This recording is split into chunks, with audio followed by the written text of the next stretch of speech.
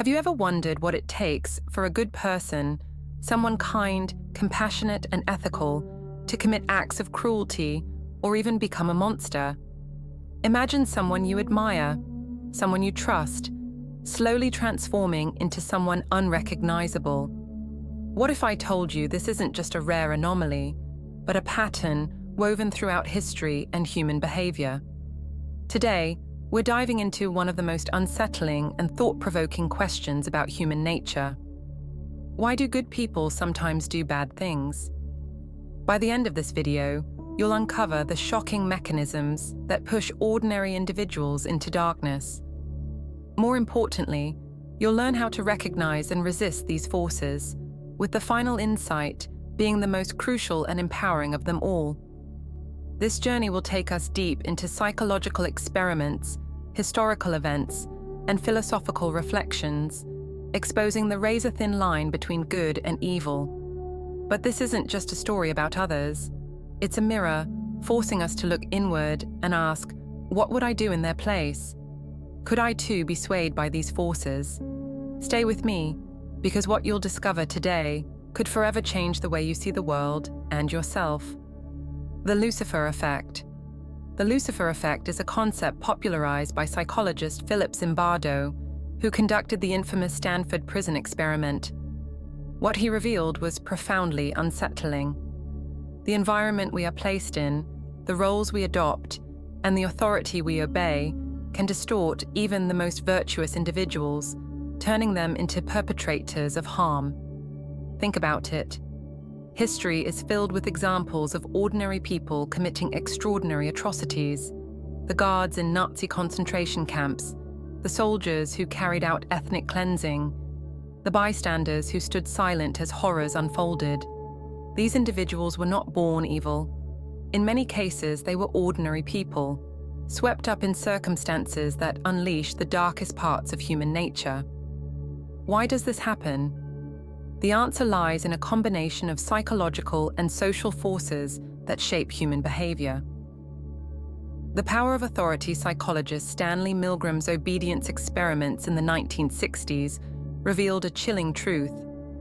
People will go to extreme lengths, even inflicting pain on others, when instructed by an authority figure. In his study, participants were asked to deliver electric shocks to another person, who was actually an actor pretending to feel pain. Shockingly, most participants continued administering shocks, even when they believed they were causing severe harm, simply because they were told to do so. Now think about your own life. How often do we follow instructions without questioning them?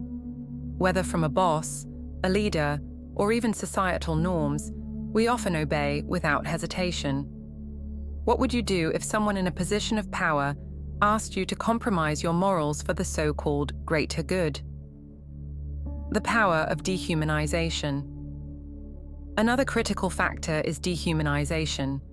When we strip others of their humanity, labeling them as the enemy, subhuman, or lesser, it becomes far easier to justify acts of cruelty.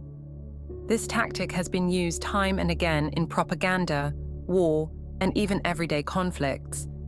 It's easier to harm someone when you no longer see them as a person. Now, consider the language we use today in social and political discourse. How often do we see entire groups of people reduced to labels or stereotypes? How does this diminish our empathy and create an us versus them mentality? Recognizing these forces is the first step in resisting them. But what about the exact moment when a good person crosses the line? That moment is often subtle. It begins with small compromises, a decision to stay silent when witnessing injustice, a choice to follow along just this once. Over time, small choices accumulate, creating a slippery slope that can lead to profound moral failure. Pause for a moment and reflect. Have you ever made a choice that went against your values simply because it felt easier or safer? What were the consequences? As we move forward, we'll explore how to recognize these moments before they spiral out of control. More importantly, we'll uncover how to build resilience against these psychological forces. But first, let's confront a deeper question. Are some people immune to the Lucifer effect? Or is it a danger we all face? Stay with me, because what comes next will challenge everything you think you know about yourself and human nature. Are some people immune? Let's now confront a question that lingers in many minds. Are some individuals truly immune to the Lucifer effect? The answer, though unsettling, is that none of us are entirely immune. Psychologists have long debated whether personality plays a role in resisting corruption and moral collapse. While certain traits, like strong empathy, self-awareness, and moral courage, may act as protective factors, the truth is that, under the right circumstances, anyone can succumb to these forces. Sometimes we look at well-known historical events or psychological experiments and think, I would never act that way. But consider this: how strongly is our behavior shaped by external factors? Some of them are visible, while others are hidden, like underwater currents. Just as these factors shape our actions, small changes in our daily lives can have a profound effect on how we think, feel, and react to the world around us. I've been reflecting on what helps us stay resilient, maintain clear thinking, and resist negative influences. That's why I've gathered a collection of incredible tools and resources to support you on this journey. You'll find them in the description below. These are simple but powerful items that can strengthen your inner balance and help you resist forces that might pull you away from your best self. And the best part, they align perfectly with today's discussion. So if you're ready to take a step toward a more mindful and resilient life, be sure to check out what I've prepared for you. The shadow within. Think of it this way: we all carry within us the potential for both great good and unimaginable harm. This duality is a recurring theme in literature, religion, and philosophy. The renowned Swiss psychiatrist Carl Jung described it as the shadow, the darker, often repressed parts of ourselves that we hesitate to acknowledge. Jung believed that to truly understand ourselves, we must confront this shadow and integrate it into our conscious awareness. Have you ever felt a surge of anger or envy so intense it startled you? Have you ever acted impulsively in the heat of the moment, only to deeply regret it later? These are glimpses of the shadow at work. Left unchecked, this shadow can grow, manifesting in ways that align with the Lucifer effect. But here's the hopeful part: awareness is our greatest defense.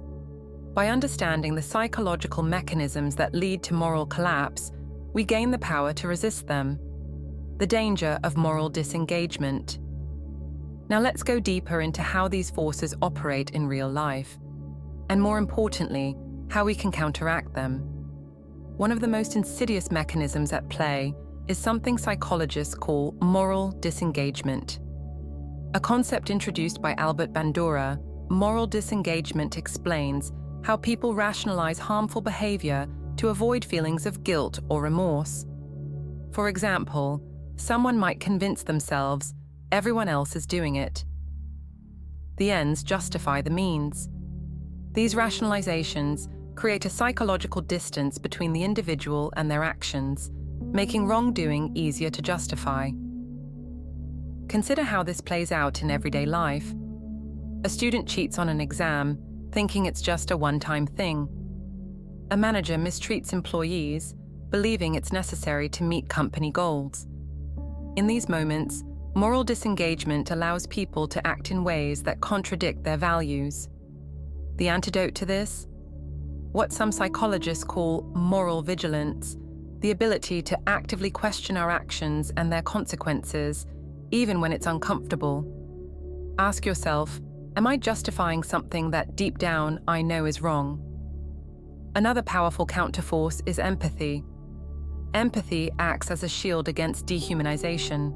When we truly see others as complex, feeling individuals, it becomes far more difficult to harm them.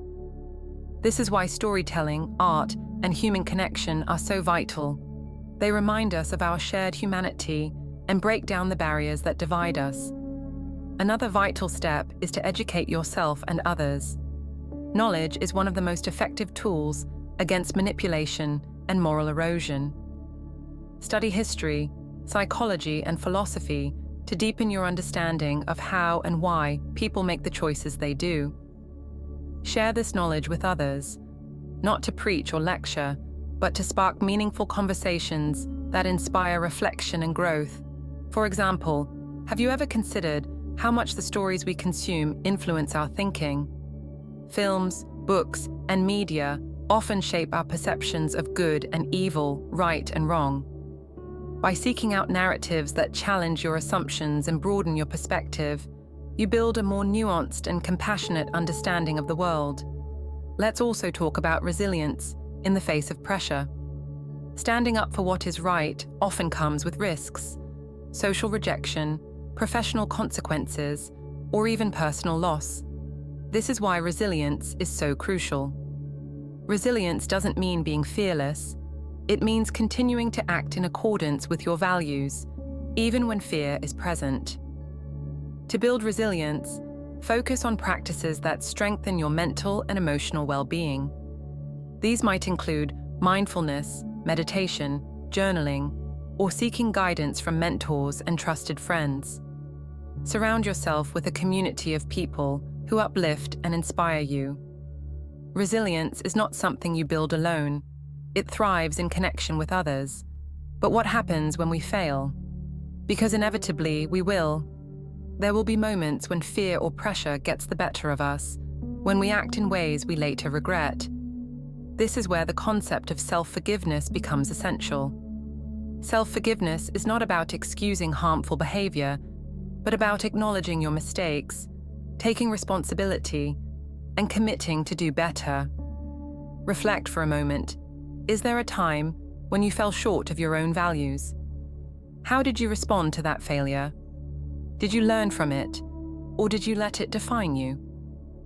The ability to forgive yourself and others is one of the most powerful tools for breaking free from the cycles of harm perpetuated by the Lucifer Effect. It allows you to move forward with clarity and purpose, rather than being weighed down by guilt or resentment. Finally, let's return to the most profound insight of all: the interconnectedness of humanity. When we recognize that the line between good and evil runs through every human heart, we begin to see others and ourselves with greater compassion. Think about the ripple effects of your actions. Every choice you make, no matter how small, sends waves out into the world. Will your actions contribute to division and harm, or will they bring people together and inspire hope? Imagine a world where each of us takes responsibility for our own choices, where we resist the forces that dehumanize and divide, and where we strive to create environments that nurture compassion and integrity. As we come to the end of this journey, let me leave you with one final challenge. Reflect on what you've learned today, and ask yourself how you can apply it in your own life. How will you recognize and resist the forces that pull you away from your values? Imagine a world where each of us takes responsibility for our own choices, where we resist the forces that dehumanize and divide, and where we strive to create environments that nurture compassion and integrity. As we come to the end of this journey, let me leave you with one final challenge. Reflect on what you've learned today and ask yourself how you can apply it in your own life. How will you recognize and resist the forces that pull you away from your values? Because in the end, the battle between good and evil is not fought on distant battlefields or in abstract theories. It's fought within each of us every single day. So the next time you face a moral choice, remember this: you have the power to choose. You have the power to resist. And you have the power to be a force for good in a world that desperately needs it. The question is, will you rise to the challenge?